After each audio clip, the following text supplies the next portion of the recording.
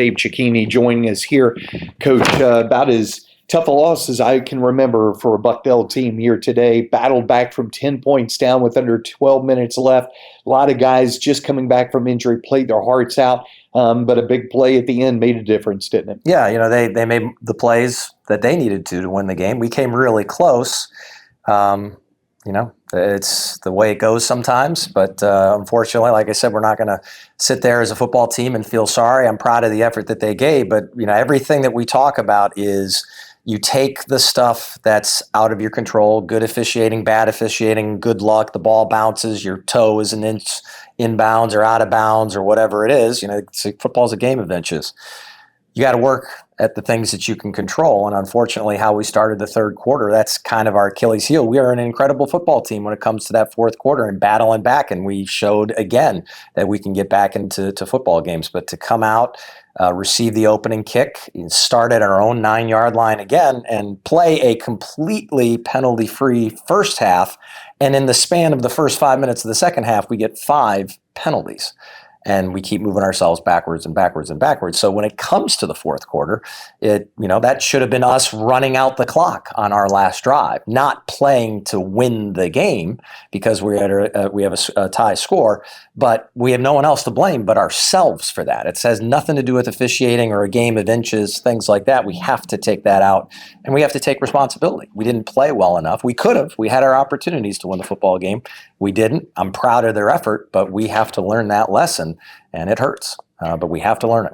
Tariq Thomas had another really good game. This was probably, since the Richmond game, the best the offensive line, and still it's a patched-up unit, was able to block and to be able to open some holes for Tariq, right? Yeah. Still 2 starters down on the offensive line. Really proud of how we were able to move the football, and even more than just run the football, but the explosive plays that we were able to get in the game. We really needed that. We just were lacking some consistency in terms of, and our starting field position was always again so poor that it's hard to sit there and say, hey, we're a well-oiled machine right now on offense to be able to go on a lot of those 10 to 12 play, 80-yard, 85-yard drives. We've had a ton of them so far this year, but you're asking a lot of a banged-up offensive line and a young quarterback to be consistent and be able to do that more than once or twice a game. So we had some great explosive plays and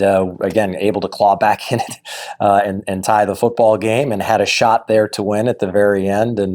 So we're making strides, and our younger players are getting much needed experience, and they're gelling. But man, it should be nice to have some of these veterans back.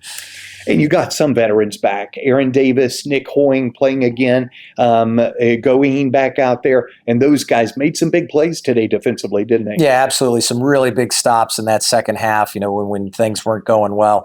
Aside for the one roughing the passer penalty, which really hurt us, unfortunately, we really did a great job of coming up with big stops, particularly on those 3rd and shorts.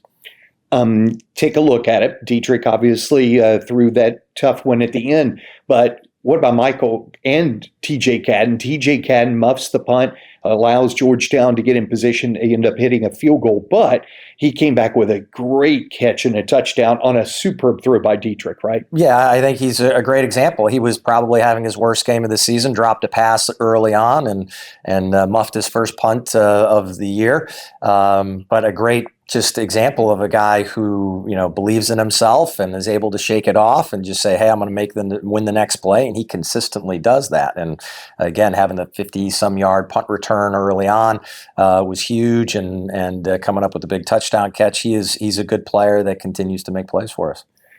Then the touchdown that wasn't called a touchdown there to Milligan. Your thoughts on that call? Was that, could you tell you were all the way down the field, I guess? Yeah, I mean, I don't have a great view of it. Of course, I think it was an incredible football catch, and it's in. Admittedly, I'm biased. Just like I thought on the interception, they stepped out of bounds and didn't stay in and would have had the ball back on their own 40-yard line. So those are things that, again, you hope that replay can pick those things up, and that's why we have replay. And unfortunately, those are things that are out of our control. The replay is either can show it or it doesn't. It didn't show it that time, and that's a game of inches. The last, I heard Luke and Kevin talking about this, the spike there by Chris Dietrich. 2 seconds left, and the officials say there's a new rule maybe that you have to have 3 seconds on the clock before you can spike the ball? Right. So there was a lot that was going on there. The one side judge ruled that he was out of bounds. And that was the confusion, because the other side judge said he stepped out of bounds. It was very clear he stepped out of bounds. It was after the first down. And unfortunately, with 2 seconds to go, the other side judge says, no, his forward progress was stopped. And then he stepped out. So going backwards and stepping out of the bounds. So when that happens, that does not stop the clock. So we were left in a situation with 2 seconds to go. I'm calling for us to run the Hail Mary.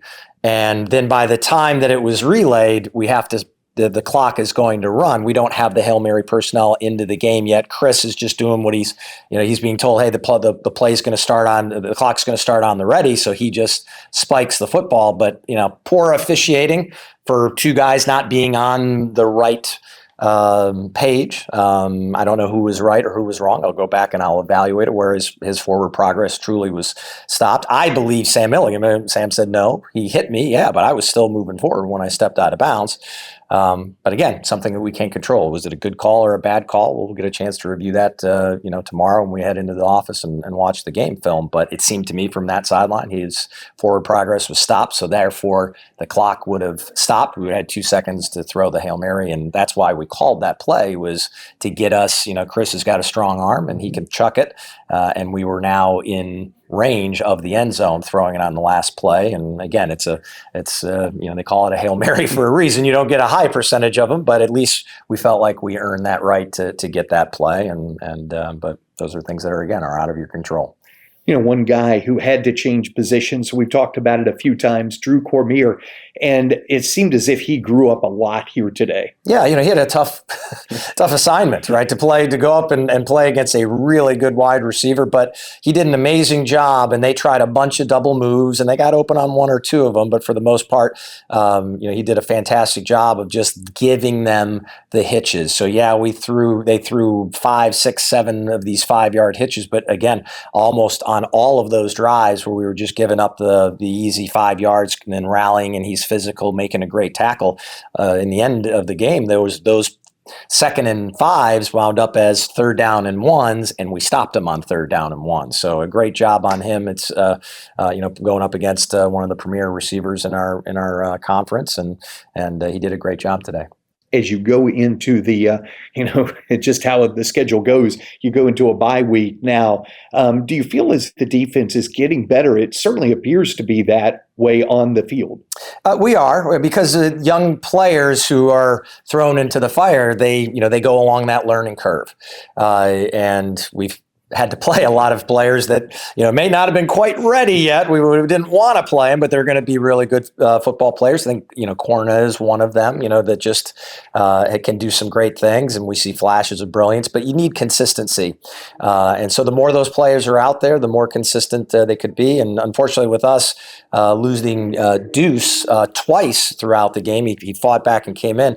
We're kind of out of options, and that's why Sam Milligan was playing on defense. Was when we were losing Deuce, and we just we're kind of out of players. We've had so many of these defensive backs go down. It's great to have this off week coming back, because we'll get several of them back, but unfortunately a couple of many of them are also out for the season. So we will get healthier, and so hopefully we'll just continue getting better and better through these last 3 football games, and hopefully we get Ralph back and we can see what he can do after a 3-game vacation for him, and win these last 3 games. Before we let you go, you mentioned about Deuce. I was going to ask you about him. He did go off the field a couple of times. Any idea about his condition? No. It's he hurt his knee. So we're going to take a look at it. We just knew that he was done for the game. I don't think it's bad, but we'll just have to see how things. Sometimes it takes for knees. It's 24 hours. How much is it going to swell up, and then you got to wait for that swelling to go down. So in some cases, just to figure out exactly how bad the extent of his injury is going to be. And then another quick question with the bye week next Saturday. Do you feel like Xavier Allen might be able to come back? Tara Adiemi obviously started at left tackle today. Yeah, yeah, we're hoping to get a bunch of guys back. It really is. I would have loved to have had the bye week sometime over these past 2 weeks, a little bit earlier, but it's come here, and we're hoping to get several guys back, and hopefully we'll have our best 11 on offense and our best 11 on defense when we get right back in action at Fordham. And just one more quick question. What did you say to the team? It had to be so tough. They were in the locker room after the game. I mean, you don't have to tell us everything you said, but just what kind of things did you mention? Yeah, I mean, your heart breaks when you lose a tough one like this. But again, the message was very simple. It was just telling us, hey, we didn't make the plays that we needed to. We can't sit here and blame an official. We can't blame, again, the game of inches. But this is what we coach you to rise above. We're a good enough team to not let those things bother you. And it's, looking at, the missed field goal in the first half, or all of those penalties at the start of the third quarter, not being able to get into the end zone or provide any offense, and giving up the lead in the third quarter. You'd play those plays better. And again, we're running out the clock to seal the victory at the end of that game, not in a desperation mode or trying to win it. So that's just the way it goes, and control the things that you can control, and stop feeling sorry about, it was the official this or it was that, whatever it is. It's like that's life here. It's out of your control. So I said, you can't feel sorry for yourself right now. Okay, get better. Coach, thank you so very much. Tough loss. We appreciate it. We'll see you at Fordham. All right, thanks, Doug.